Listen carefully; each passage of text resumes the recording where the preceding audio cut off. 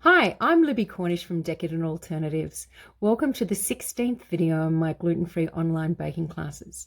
In this video, we'll discuss yeasted breads. The last couple of videos that I did, I showed you how to make a number of different types of bread. We did just a straight tinned loaf, a seeded bread, some hot cross buns, cob loaf or a free-form loaf, and Turkish pide. Now, you probably, if you've seen those or you've seen a couple of those videos, you'd notice that it is fairly easy to mix Baker's Magic flour to prepare bread. That is the easy part. It doesn't really matter whether it's done in a food processor, a Thermomix, a stand mixer. There will be some variation. But basically it is fairly simple, a simple process, and the only thing that you really do need to ensure is you get out all of the lumps. Now, there's a couple of things that are really important that you need to consider, and one is the size of the tin. It's really good to have a tin that's about 10 centimeters or 9 to 10 centimeters, a width of 9 to 10 centimeters, but you want to make sure it's about 25 centimeters long. If you've got a tin that's 22 centimeters long, you can still get a loaf, but it might overflow a little over the top depending upon what else you have in the mix. The other thing is going to affect your loaf of bread is the amount of water and the proving time. Now, with yeast, and especially if you have activated yeast, it is only going to be a very short proving time, maybe 20 to 30 minutes. That will depend on the temperature of where you are actually proving it. So the warmer, the faster it is going to be. You can, if you really wanted to and you wanted to delay the baking time, you could put it into the fridge after you've actually mixed your dough. It still will be fairly active. So it gives you a grace of maybe another hour. Now, in terms of if it was always easy, there would be every loaf of bread would turn out. The same can be said for wheat-based bread making, that if it was easy, there wouldn't be a whole heap of cookbooks dedicated to the art of baking bread and problem solving, etc. So where I have a lot of feedback from customers is that they'll say, "Oh, I've done everything exactly the same. I have followed the recipe," and then when I've spoken with them, they'll say, "Oh, I had it at a slightly higher temperature. I added in an extra 50 mils of water, and I did this." So although it seems to them that they are following the recipe, it is basically they are changing the hydration percentage, they are changing the proving time, and it would be so easy to actually overprove the loaf, which will result in massive holes in the middle of the loaf. If it is really important with Baker's Magic flour, more so than say with wheat flour, is to actually get a really strong crust if you are baking a tinned loaf. And this is well, look, if wheat flour is a very new rubber band and super duper and it's wonderfully stretchy and got everything together, Baker's Magic flour is more like a rubber band that's at the end of its life, and it is a little bit slack. So having a strong crust is going to actually help you have a good loaf at the end, and your loaf to stay upright at the end. If your tinned loaves are moving in on the middle, or you're getting the side caving in a little, that's an indication that your crust isn't strong enough. If you are using a tin, say using the 22 centimeter long tin, then I'd probably suggest take a bit of the dough out. So take 20% of the dough or the made up dough out, so that you've got the same proportions that you would have if you were using a 25 centimeter tin. I do have a lot of information on the website regarding holes and the type of holes that you can get.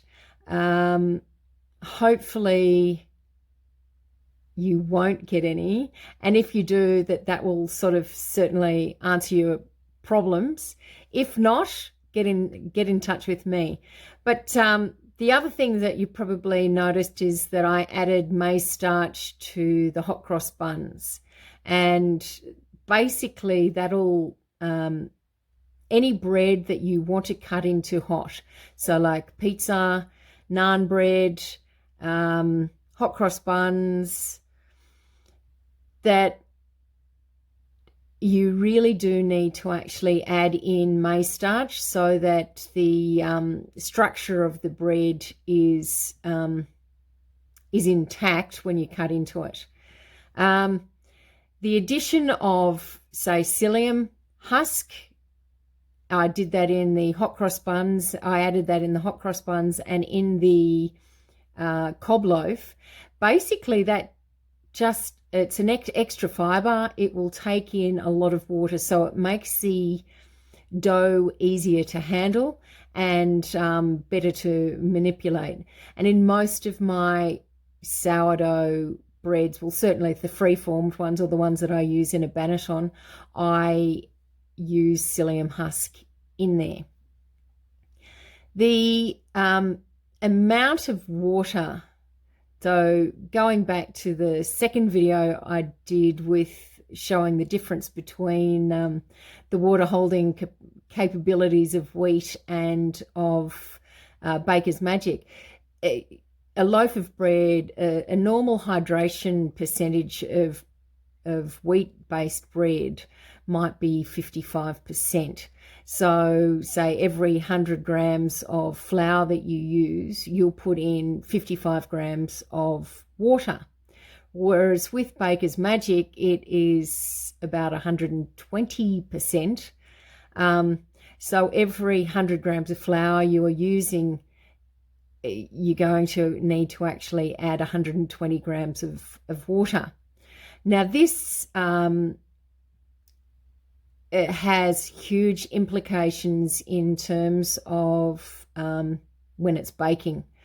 And there's a thing called oven spring, which is where you get your bread rising after you've proved it in the oven when it started to bake. Now with Baker's Magic flour, there's a lot more water in there, and water, when it turns to steam, actually expands about 1,600 times. So the capacity for that loaf to expand, and bearing in mind that we don't have the constraint that we would normally have with wheat flour, with our elastic band is a bit slack, so it can actually go out further. So you really do need to make sure that you either put in psyllium husk to, if you're doing freeforms, just to keep the shape intact or compact, or you really do need to make sure that you use your tin. But so on the website, I do have recipes that bread recipes that contain psyllium and ones that contain maize and egg. If you want to have a thinner crust, and so you don't want to have the strong crust of a tinned loaf, then you need to actually make the size of the bread, of the dough that you are baking, smaller. So, for example, the hot cross buns, that they were only about 85 grams each. You can make, you could make hamburger buns. It's just the amount of dough in relation to the water content, so that you don't want little round puffy things going straight up with a huge hole at the top, because that's where all the steam has gone to. It is it's getting the balance right between the hydration percentage, the amount of psyllium, and the size, shape of your bread. But I do have some soft dinner roll, at least one dinner roll recipe on the website. So basically, you really do use your crust for stability, particularly in the larger loaves. And the thinner the crust, the less the more likely it is going to collapse if it's a large loaf of bread. If you want a crunchy crust, then what I would do is bake the loaf. Then after it's cooled down, sprinkle it with water, and then bake it, and then put it into the oven again to heat it up, so that you can actually get a really a lovely thicker crust on that. I often do that one. I think that is probably all I can think of at the moment, but no doubt that you'll probably have questions that you would like to ask. So write them down. If you want to, if you have a burning desire to know, email me the questions, or alternatively, we can discuss them in the Zoom meeting. Okay, thank you.